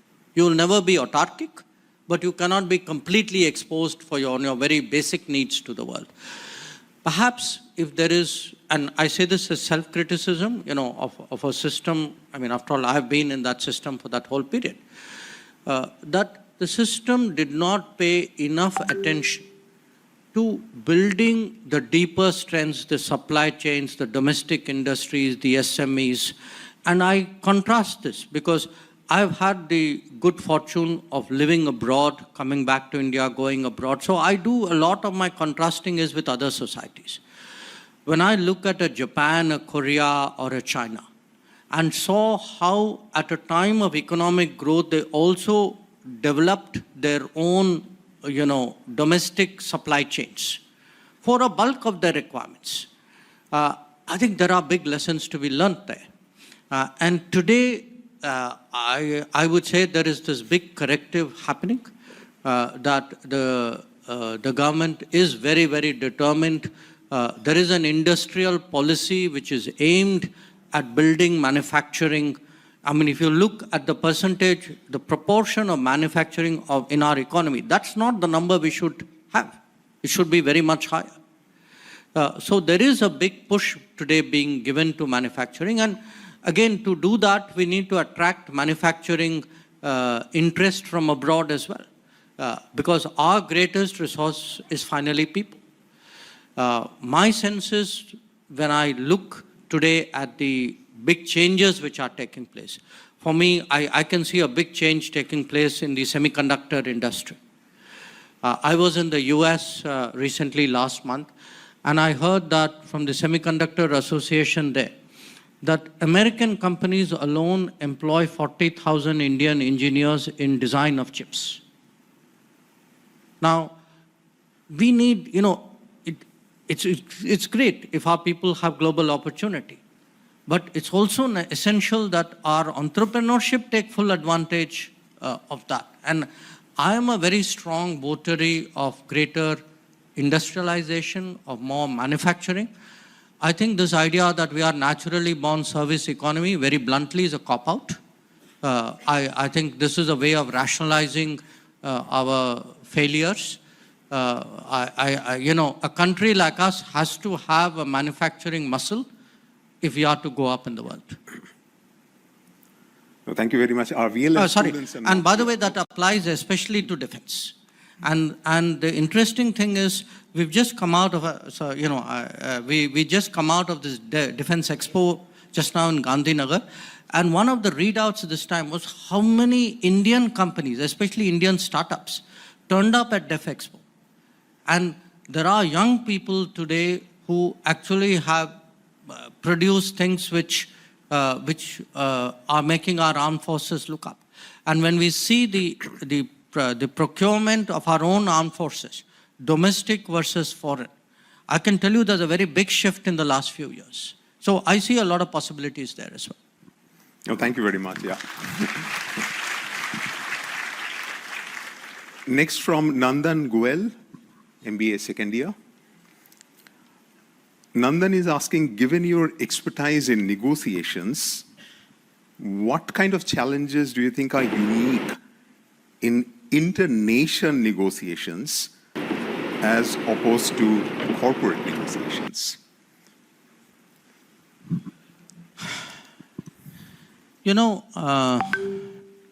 All of us negotiate all the time.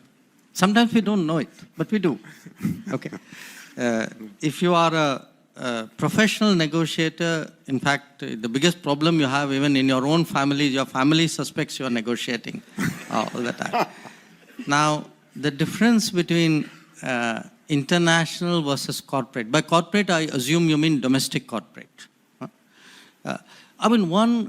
When you are negotiating, what is the big challenge? It's not only negotiating. Negotiating, competing in any way, is to read the mind of the other party. That's what it is. So before they make their move, you have anticipated their move. They have probably anticipated what you have anticipated, and you have to now figure out the next step. Okay. And it's true in negotiation, it's true in sports. If you watch a cricket match, the person coming in to bat is trying to figure out who's going to bowl, and the person going to bowl is figured out how the person going to bat is going to react to what he's going to bowl. So life is negotiation. But the challenge of negotiation is to understand the mind of the other party. And in a cross-cultural setting, what makes international negotiations hard is the other party is literally foreign to you. That their mental makeup is not something that is readily understandable. So what often happens is, a lot of politicians are very, very comfortable negotiating at home because they are in their own milieu. It's like playing in your own pitches, okay? You know the pitch backwards. You know every bowler. You know every player. Your field setting is perfect. But if you're on a tour abroad, that's why tours abroad are very challenging. Because now you're in an international setting. You haven't got all the parameters. You haven't read the minds of that person. That's on international. On the corporate, since I had a brief incarnation there, I would say, many of the same principles apply. Perhaps one difference is sometimes the stakes are much higher in the international ones. Sometimes. Need not be. Some corporate ones can be deadly serious as well. But I would, if I were to take my 3 incarnations, if you would, the long foreign, the diplomatic incarnation, the short corporate interaction, and now my learning, I'm a student of politics practicing politics for the last 3 years. I would still say the international one is the most complicated because there are so many more variables that you have to digest and sort of get your algorithm prepared for.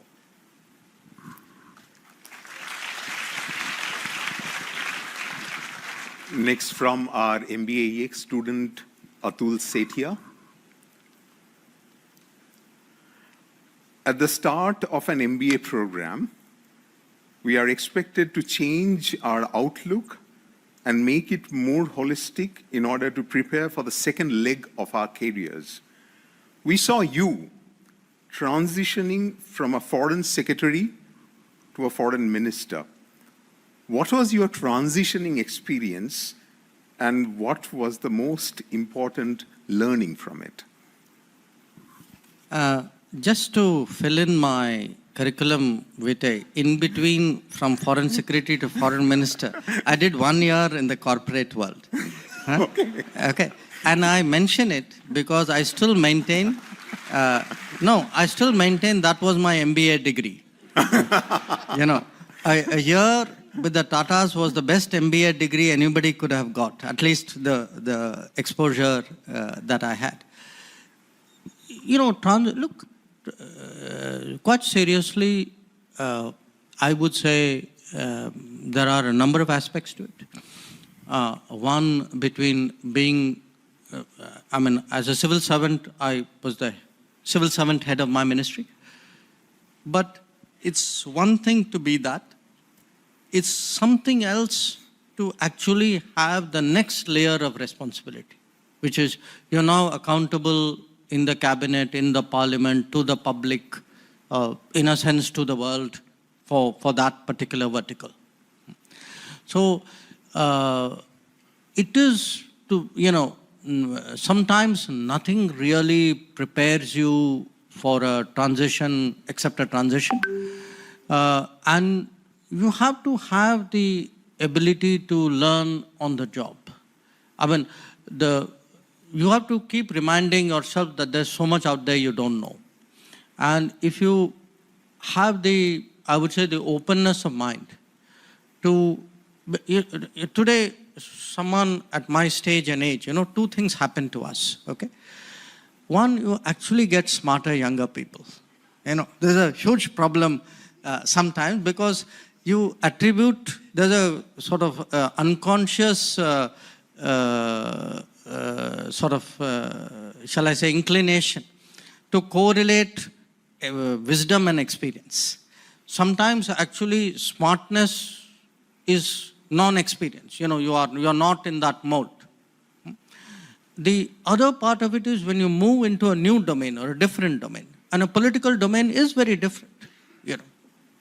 There are so many more things which, between me as foreign secretary and me as foreign minister, I have another set of variables which I didn't know or wasn't exposed to as foreign secretary, which I am exposed to by sitting in the cabinet, by meeting other ministers, by doing politics, which therefore, give me a super holistic perspective in a sense, you could say. So it is a sort of constant challenge. But I would say, if you enjoy doing what you do, and I think you can all see that I apparently do, but the other part of it is really you must have that in anything, you must have that openness of mind. Because even, say, when I was ambassador, you arrive in a place. Sometimes you've never been to that place before in your life. After you've been there 10 days, the rest of the system thinks that you should answer every possible question or problem relating to that place. So how do you parachute, into something and and immediately become operational. That's a great skill. And it's a skill you get by being very, very willing to listen and to learn from everybody. You know, I don't want to call it, it's not a humility, okay? Diwali delight at Kalyan Jewelers. Up to 50% off on making charges. Conditions apply. It is actually an openness. The recognition that, you should be, because at the end of the day, that osmosis has to work.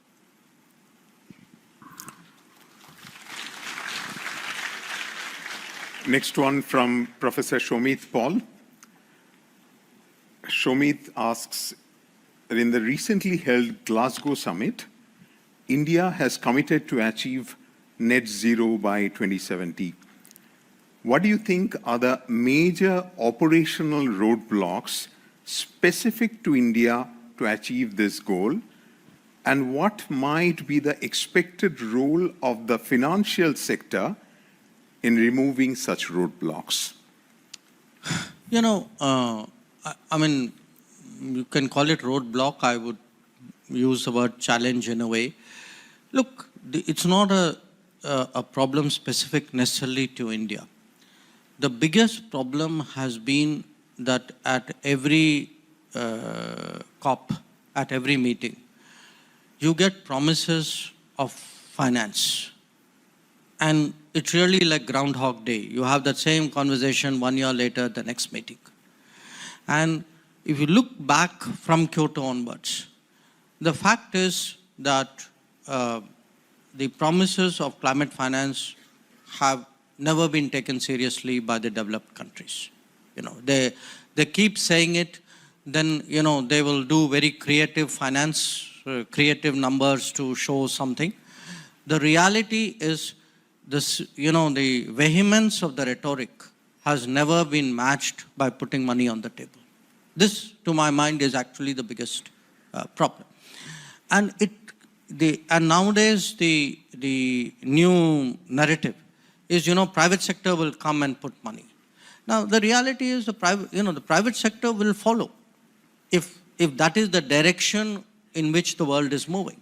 So ultimately, that kind of green finance, climate finance, has to come from governments, has to come from multilateral development banks.